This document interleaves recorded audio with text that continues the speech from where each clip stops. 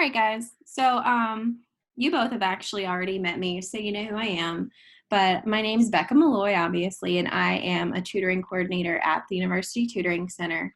I have been in that role since November 2018, and before that, I was a graduate assistant with the UTC. So, been here just a little bit over 2 years, and this is my first professional development over Zoom. But I did lead a training on Friday with Janice, so not entirely new to it, but a little bit new to it. How have you guys been liking Zoom? I know you've probably had to use it a lot with classes and stuff. I'm actually really liking it. It's pretty cool to use and everything. And the screen share ability is amazing. And the option to take control like another person's screen if you need to is just like, it's beautiful. Yep, this semester and last semester we do have this courses on Zoom. It was a big class, and this semester again we got a big class. I think we got almost 40 or 60 students over there, and then when everybody trying to give opinions, I bet you can imagine this is really a mess actually. Yeah, I can't imagine. I would have to have everybody muted if I was leading a class of like 50 or 60 people for sure. Mm-hmm. But I guess, yeah, it is super convenient. It seems like people either love it or don't really love it. And I think that it's one of those things where the more you use it, the more user-friendly it really is for you. Sure. But I'm going to go ahead and get started with this. I chose to do a professional development about diversity because I did my graduate degree at UMSL, and it is so different from where I did my undergrad in North Carolina. In North Carolina, everyone lived at the school. You were required to live there for your first 2 years. Everyone was kind of in the 18 to 21 age group and not a lot of diversity. And so coming to UMSL, I noticed right away that people are just so different there. And that's something I've noticed a lot at the tutoring center as well. So when Jason wanted us to do these professional developments, I kind of asked if I could do this topic. So that is why I chose it. So what does diversity mean to you guys if you had to define it? I know that's such a hard word to define, but go ahead and take a stab at it.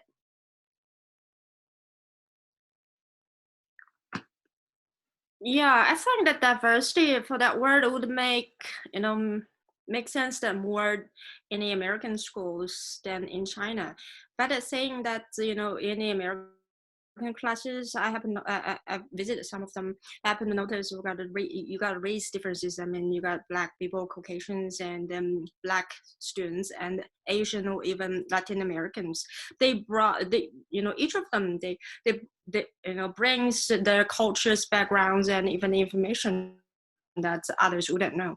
And it is really, we say that on one hand, it's exciting to see that there were so many cultures and things that got shared with each other. But on the other hand, I think this is a bit challenge for the teachers to fit the needs of every students. Well, by saying that, say in China, we say that we kind of have this, so I would say the solid background of students.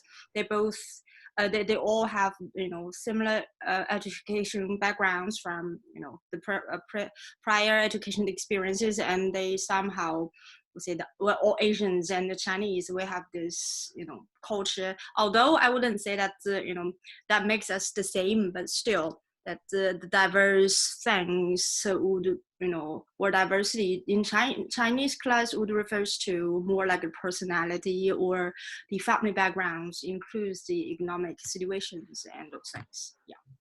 Yeah, that's actually a really good point. Oftentimes when people think of diversity, they do think of the things that are visible, but you brought up a really good point that there is more that makes us different, obviously, than the way we look. There are the ways we were raised, there's our religion, there's our political views, our sexual orientations. So yeah, all that goes into diversity for sure. Yeah. So I'm just going to show you guys some pictures and then we're going to talk about it.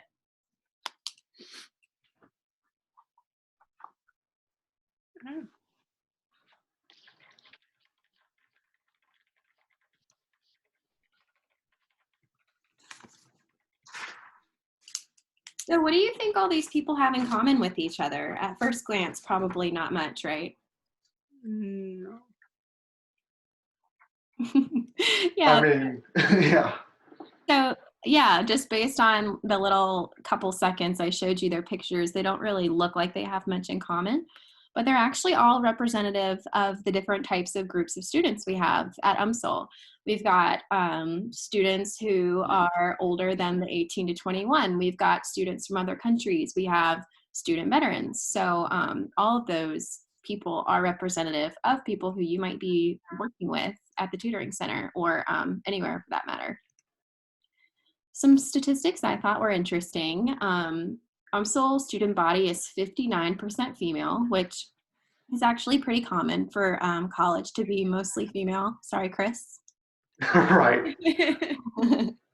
We have 29.4% students who are of minority background.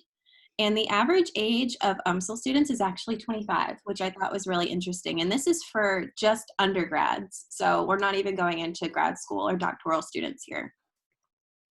73 different countries are represented at UMSL, and we have 440 student veterans. And I believe this stat was taken from 2018, so kind of recently. But it's also worth noting that for statistics such as the 25-year-old average age, we have a certain percentage of people who are the 18 to 21, and then a surprisingly large chunk of people who are over 35. So with the average, keep in mind that people are pretty much all over the board with that. Here's just some things I pulled from College Factual. You can see that we are above average overall for diversity at the University of Missouri St. Louis. So we are pretty impressively above average for our ethnic diversity. But then even just our geographic diversity and our gender diversity is all above average. So that's pretty interesting, I think. To just kind of drill that down a little bit, you can see UMSL does have 69% white or Caucasian students, and 14.6% are African American. And then we have Asian students represented with the blue, Hispanic or Latino is green, and non-resident aliens are the orange. And then the grays are just our unknowns or others. This is also for undergrads. And when I first saw this, I was really frustrated because I'm from North Carolina, and clearly North Carolina has no orange at all, and that's a lie. But I did find out that it is undergraduate students. But you can see we're kind of all over the board. I was surprised to see some of the really southern states like Texas, Florida. And this is what I was talking about with the ages. So you can see that over 10% of our students are over 35. And with that, you have to keep in mind not only generational differences of like maybe punctuality or what's polite or not polite in terms of communication, but you also have to think about familiarity with things like technology. Students who are perhaps over 60 years old will probably not want to be texting you when you're arranging meetings. You know, that's just not their most comfortable way of communication. So definitely worth keeping all that in mind. This is what we were talking about earlier. So much goes into what makes a person. You are obviously defined by what is visible, but religion, sexual orientation, political views, all of these affect how you interact with the world and how you see the world. So I have 3 questions here, and I was hoping we could just have a little bit of a discussion. Obviously, when I originally made this, I was hoping we would be in person, but if we could just talk a little bit about one of these, maybe if you guys want to just pick one of these and talk a little bit. I can start. I was helping a student named John, and I, as you guys know, pretty much live in my office typically. So I was communicating with him over email, and he is a non-traditional student. He is in his 40s, married, kids, 9-to-5 job. And so he really had a lot of problems getting a tutor who could work with his schedule. I had to reassign him, I think, like 3 different times because the schedules were not compatible. for that. And so he would get very frustrated sometimes, and I would always have to kind of say, like, they are students first. We have to just find you someone else. And eventually I did. And he worked really, really amazingly with that student. And I had never met John in person, but he would always call me. He was one of those people who, if you send him an email, he'll call you and you'll be on the phone for like 40 minutes. It's like, it was a little bit hard to get off the phone with him sometimes. But anyway, one day I was in the office as usual, and Karen, our front desk lady, came into my office and she was like, there's a student who wants to talk to you. And I thought that was kind of weird because normally she would just send them right in. But actually, it was an older student, and he introduced himself as John. And he said to me, I just wanted to thank you because I passed my class. And if you would not have worked so hard and made sure that I could have someone meet with me, I don't think I would have passed. So I just wanted to come and introduce myself and thank you. And that was obviously so rewarding. And it kind of just shows how much of a difference we really can make, even just by doing something as simple as trying to accommodate a schedule. So that was kind of my example of, I guess, the second one, because I'm 26 and John was in his 40s. So if you guys want to pick one of the questions and talk a little bit. Cool. Yeah, I'll go with talking about a challenge I've experienced working with someone different from me. I have kind of a similar story to you, Rebecca, which is I was working with a student named Rob, and he's also an atypical student in that he's in his older ages and that he also works a full-time job. And he's been it's always been a challenge trying to communicate ideas through to him, and I've had to find these different ways to express these concepts in the courses that I've been going over with them. But recently, I had found a unique way of talking to him about these types of social issues and everything, that in a way to communicate these ideas to him, and it's been working really well for us. But and recently, when he had a test and everything, he actually passed the test with a high grade, and he was super excited about that. And overall, while it's been like a challenge trying to communicate ideas, and whenever I was able to match the topics into an area that he was working in his actual job and everything, then he was able to grasp the ideas. And doing so, I think it's been beneficial for both of us. That's awesome. So you really had to kind of make it relatable to something that he Hmm. experiences. Right. That's awesome. Suki, do you have a story? Well, I've said that I wish I have more experiences, having, students with me and working in the, tutoring center. But unfortunately, until now, I only had one student when I, do the walk-in tutoring. Mhm. And I never had a, peer paired students. I guess students in saw that they're all good at writing. Yeah. Somehow. Yeah, somehow. Well, actually, that's before I've been a language teacher for 10 years. Mhm. Yeah, at the very beginning of my my work being a teacher, I was young. I mean, I was like 24 or so. My students and I, we do not have much age differences, and then with time goes, now as in nowadays my students will be like almost 20 years or at least 15 years that's younger than me. Mhm. And I would say that I came across these experiences of really have the feelings of a generation gap. They think different. They ask questions I would never expect they have question with those things, and they may motivated by something I really couldn't figure out why.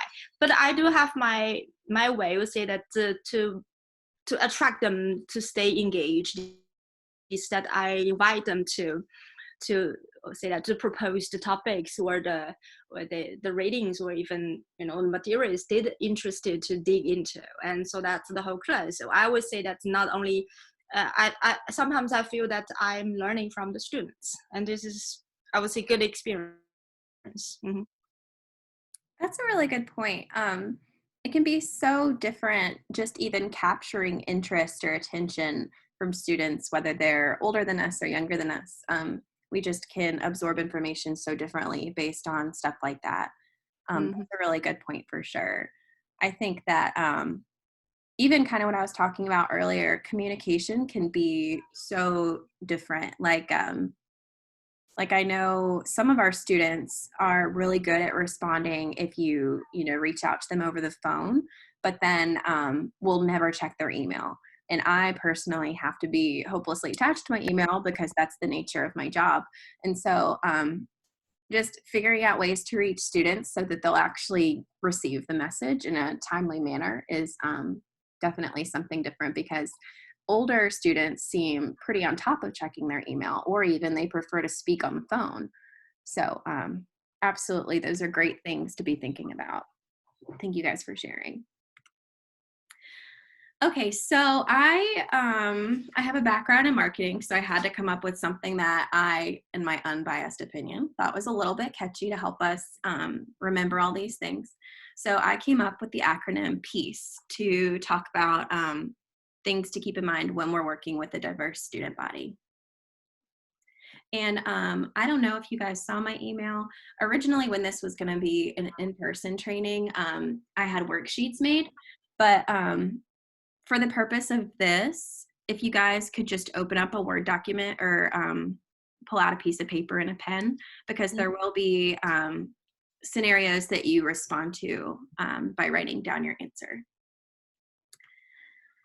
Okay, so the P in peace goes with patient.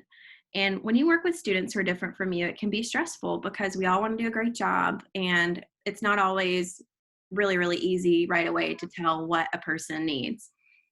You might have a student who has trouble scheduling appointments because he or she has a child and they need to take that child to school. We kind of talked a little bit about that. And that could be something that maybe you do, maybe you don't relate to. And it can be something that's even kind of hard to remember it right away. And so it's important to be patient with those unique needs within reason, obviously. And just trying to be mindful and be patient and not get irritated with them with those situations. So, oops, this is scenario one. And this is the part I was talking about where if you guys would just take a couple of minutes to respond on your paper. Um, Aika is an international student from Japan. English is her second language, and she struggles to understand concepts in her writing class. So she could have really used your help, Suki. What are some ways you can exercise patience with Aika when you're tutoring her? And I'll give you guys just like a couple minutes to think about this and write down how you'd respond.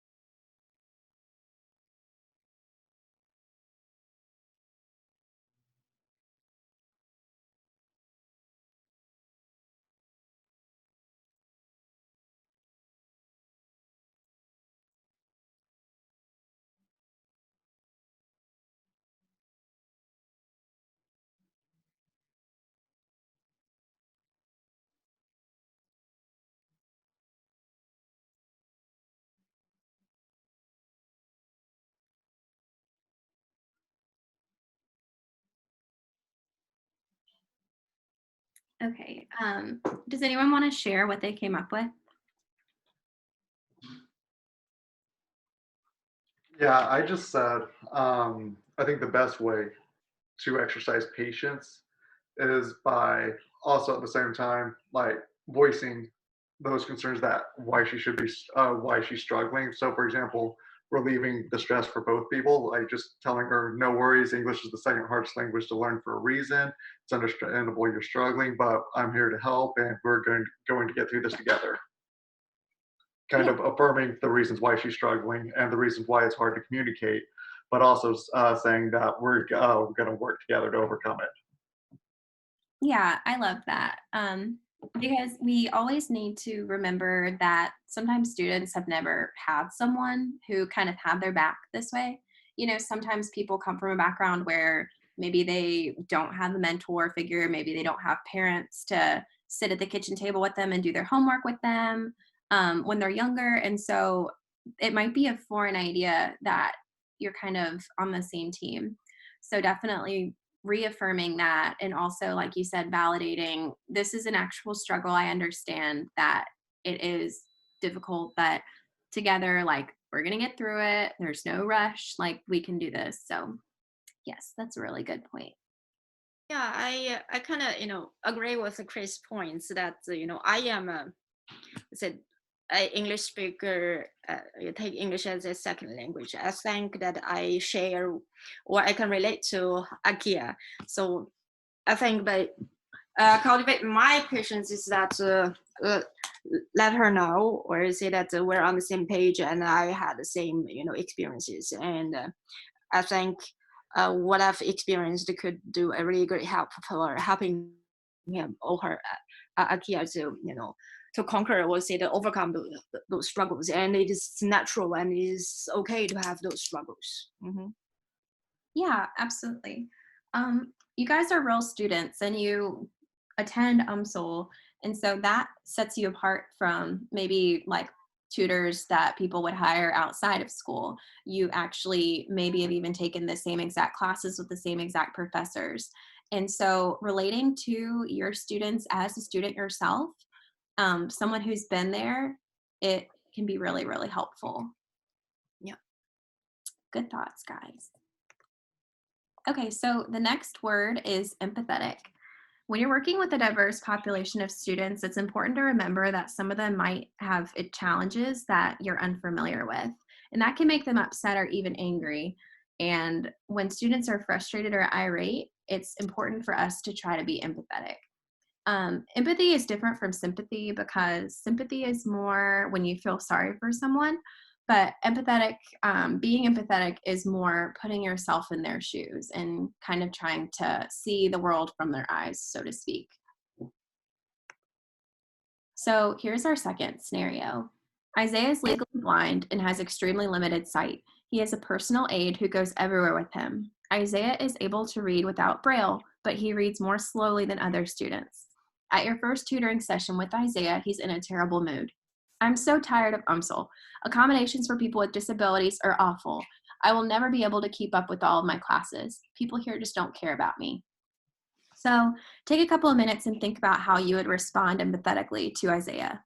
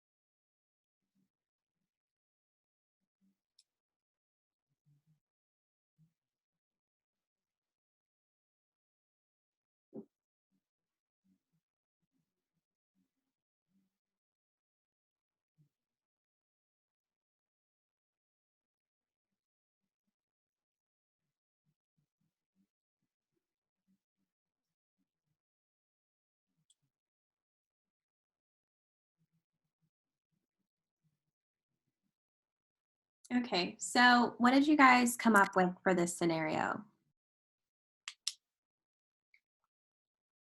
Well, actually, when Isaiah, talk about the things, we say being legally blind, I truly feel sorry for him or her. I would say that for him actually, but I don't think I will, you know, or I will express in that way or saying that, I feel sorry for him being, blind or things. I do not think that will make him feel better or, maybe make him feel worse. So what I'm going to say that when he complains about those things,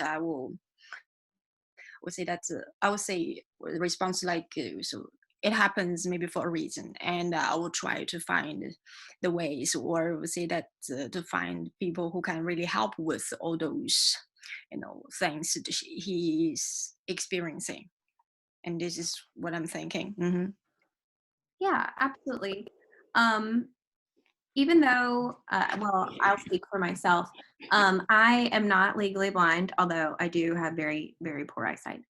So I cannot personally relate to him, but I can understand how it would feel to think that nobody has my back and nobody is on my side. And if you've ever been on the phone with a cable company, you've probably felt like an institution was against you. So I can understand those feelings. And with that being said, though, as Soul employees, it's important for us to kind of keep Soul in a positive light when possible. And there are a lot of excellent resources at Soul for people with disabilities. So making sure that we're aware of those and knowledgeable about those and kind of trying to put a positive spin. Yes, this is difficult. Yes, this is going to be a struggle, but we are going to get through it, like Chris had said for the previous scenario. It looks like Kevin added that in the chat. He said, I would tell him that I've had experience with UMSL Access Office and the struggles of having disabilities. I would also recommend that that he contacts the Access Office to make sure they can help him the best they can. So yes, absolutely. I think you guys were all probably on our staff when Jason sent out an email letting us all know to make sure our students are connected with disability access services prior to tutoring them, just because there's only so much that you guys are expected to assist with. You are not expected to be scribes. You're not expected to, speak in sign language or whatever the case might be. So making sure that students are connected is also something that is important as well. Okay.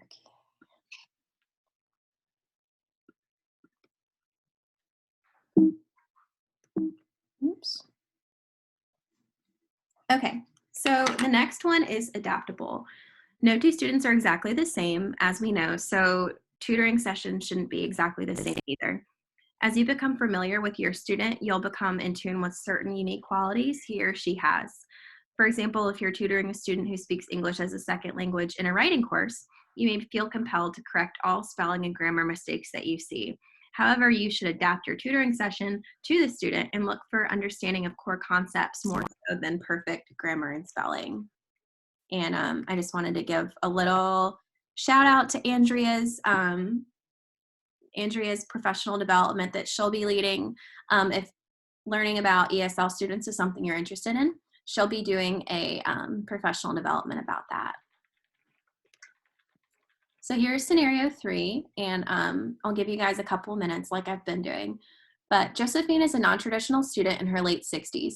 She's a little unfamiliar with technology and is slow to understand how to work online platforms such as Canvas. She also has difficulty communicating with you via text message. What are some ways you could adapt to Josephine's unique needs? I'll give you guys a couple minutes to think about that.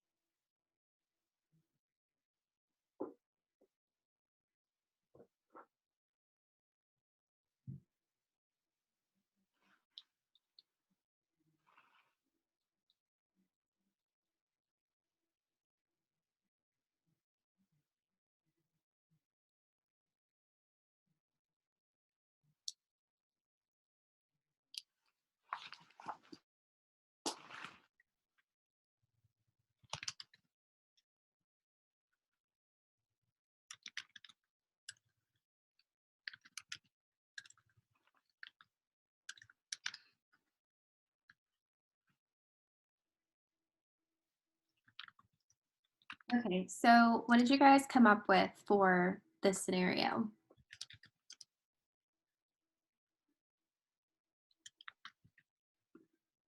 We can see, it looks like Ye- Kevin said that understanding differences in student learning styles is also important.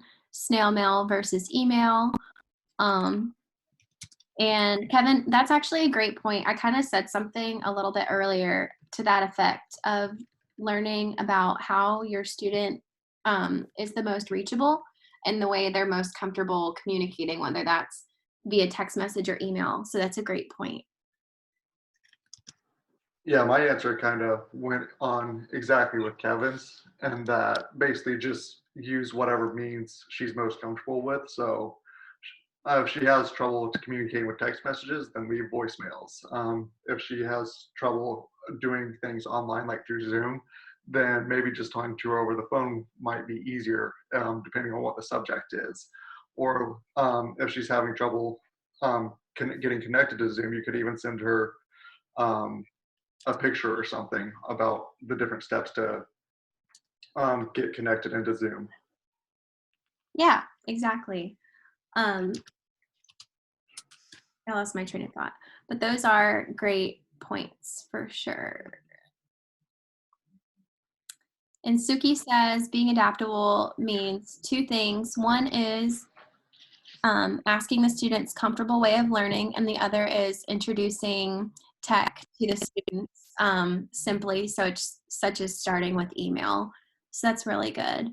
And Kevin said that he would recommend the online Canvas module, and they have resources to pull from for online classes. And typically, when campus is fully open, there's actually a program called Online Mentor Program, and that's through I can't remember the department right now, but they actually can do the step-by-step walkthroughs of Canvas or Excel or whatever the student's struggling with. So right now, just because we're kind of, operating a little bit differently, I don't think the online mentor program is working or running, but that is also something that we'll be able to recommend to students when everything is back to normal. Because it can be a little bit daunting if a student doesn't know how to check an email or doesn't know how to log into Canvas to show them step by step. So that's another good resource on Um, Canvas as well. Rebecca, on that point, would you be able to notify me about that? I might have a student who may need some of that information, or it would be very helpful. So once that's back and running, would you be able to tell me about that? Oh yeah, absolutely, I will. Oh, thanks so much. Yeah, I think a lot of students who come and see us do need to be connected. Definitely, I've met a lot of students just who are utilizing walk-in tutoring who don't know how to, for example, upload a video to a Mhm. discussion post. So, yeah, when all that is back up and running, I could definitely share that information with you all. Awesome, thanks. Sure. Okay. So my next one is caring. You are selected as a tutor not just because of your academic abilities, which you all obviously have, but also because you demonstrated a desire to help others. Most of you said something to that effect even in your interview, how you wanted to do Oh, this it's going to good. help others. So in order to be an effective Yeah, tutor, you I'll have be on to like do a this. You 90. have to care about your students. Mhm. And that means caring about the whole person, even the parts that you don't understand. So when you're meeting someone who's different from you, try your best to suspend all previous ideas or biases and focus on caring about the person because we all have more in common than we probably think initially. So scenario 4 is as follows. It's your first tutoring session with Shaniqua. You notice she has a Student Veterans of America t-shirt on, which is a student org on campus. You've never met a student veteran before, let alone tutored a student veteran. Shaniqua expresses frustration because she feels behind in her math class. She had to miss 4 class sessions for a military school she had to attend. How can you show Shaniqua that you care about her unique experiences and concerns? I'll give you guys a couple minutes.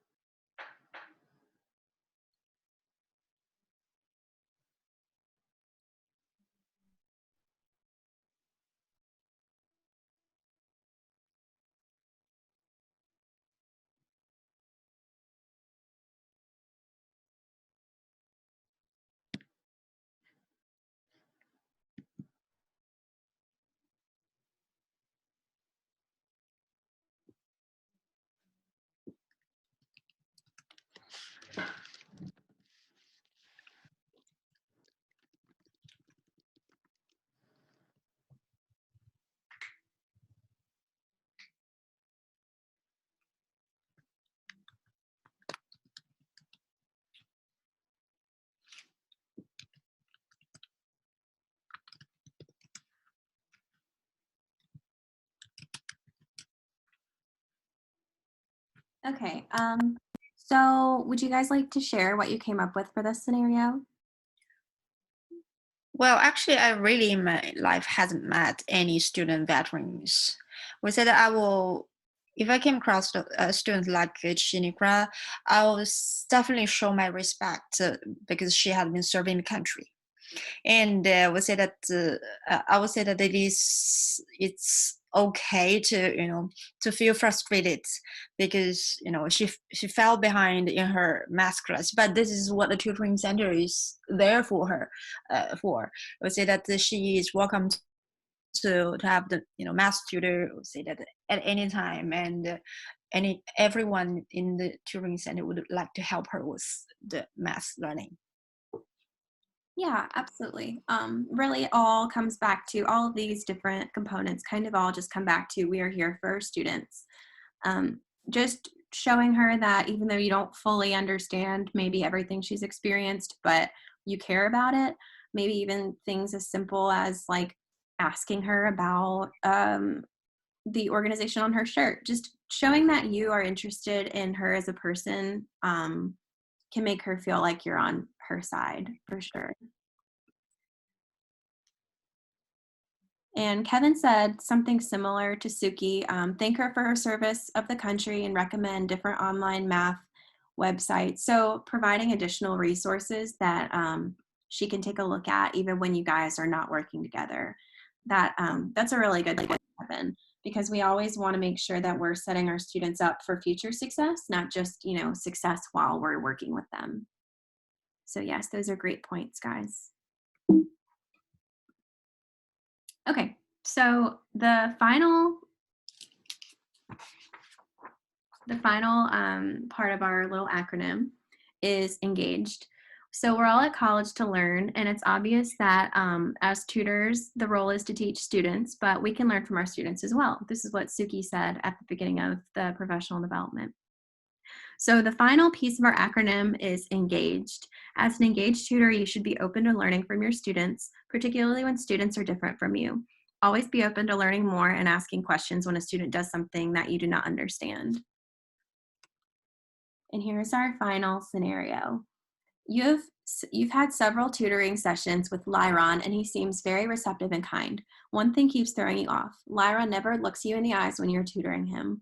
It is strange to you because he is a friendly person. How can you be engaged and talk with Lyron about his lack of eye contact?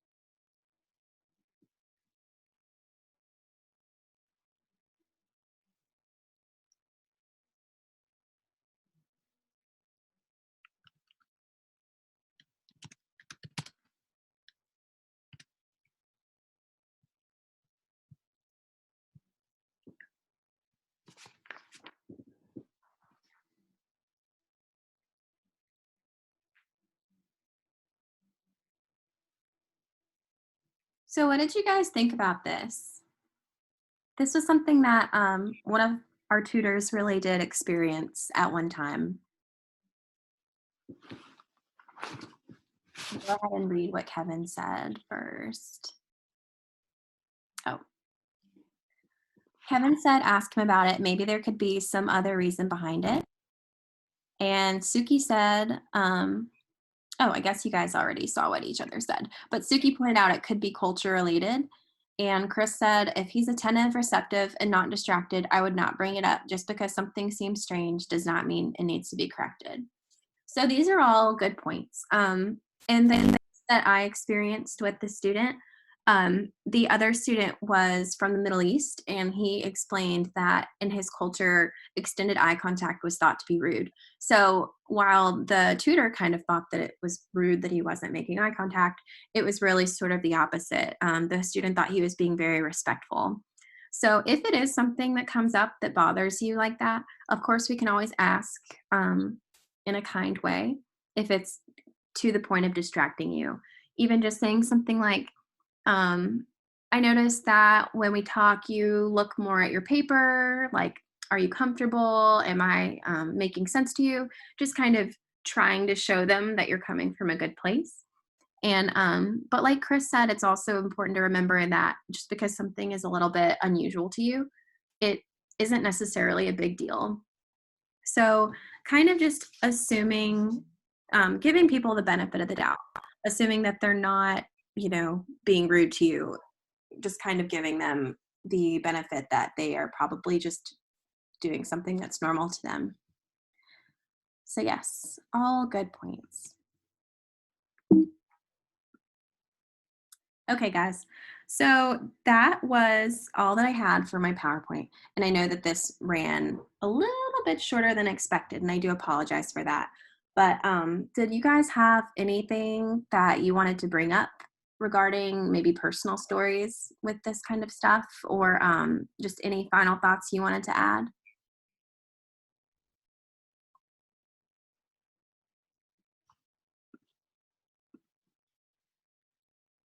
It's okay, Kevin, no problem.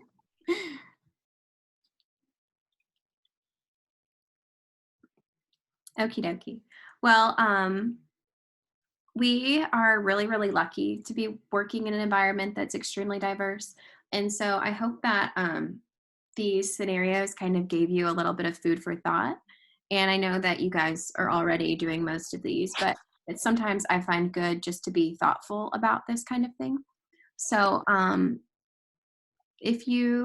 you're recording your time for this, go ahead and record the 2 hours because we were scheduled for 2 hours. And if you come up with any questions or concerns or comments, please feel free to reach out to me. My email is just my name, and I think all of you have emailed with me before, so it should be no problem there. You can also call my office phone. I get that sent to my computer here. So I hope you guys all take care. I know it's crazy with all this going on, but we'll get through it. So everyone have a good night.